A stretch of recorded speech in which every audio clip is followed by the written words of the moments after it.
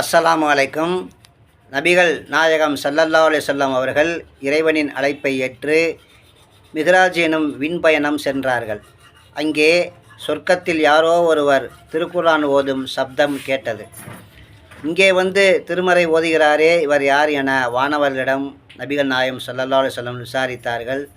அவர்தான் ஹாரிஸ் இப்னு நுஹ்மான் என அவர்கள் பதில் சொன்னார்கள். இந்த ஹாரிஸ் இப்னு நுஹ்மான் தன் தாயாரின் மீது அதிகம் அன்பு உடையவராகவும் அவருக்கு நல்ல முறையில் பணிவிடை செய்பவராகவும் இருந்தார் என பின்னாளில் நபிகள் நாயகம் ஸல்லல்லாஹு அலைஹி வஸல்லம் அவர்கள் கூறினார்கள். இன்னொரு சகாபி நபி ஸல்லல்லாஹு அலைஹி வஸல்லம் அவரிடம் வந்து, அல்லாஹ்வின் தூதரே, நான் என் தாயாரை சுடும் மணலில் என் முதுகில் சுமந்து நீண்ட தூரம் நான் நடந்து சென்றேன் என கூறினார்.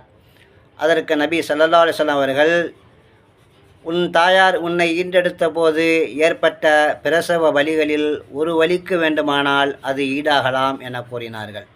இன்னும் அண்ணல் நபி ஸல்லல்லாஹு அலைஹி வஸல்லம் அவர்களை காண அவருடைய வளர்ப்பு தாயார் வரும்போது நபிகள் நாயகம் ஸல்லல்லாஹு அலைஹி வஸல்லம் அவர்கள் தன் தோளில் கிடந்த துண்டை தரையில் விரித்து அன்னாரை அமர வைத்து மரியாதை செய்தார்கள்.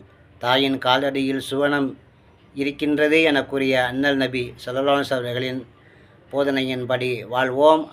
அன்னாரின் மீது ஸலவாத்து உரைப்போம். அஸ்ஸலாமு அலைக்கும்.